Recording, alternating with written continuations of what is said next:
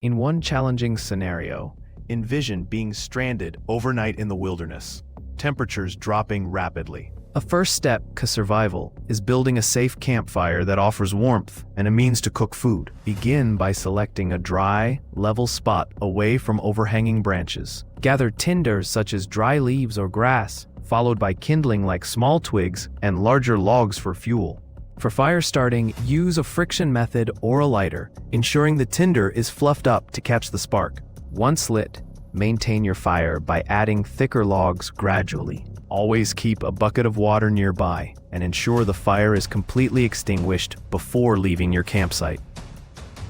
Remember, mastering the art of fire means you can face the elements confidently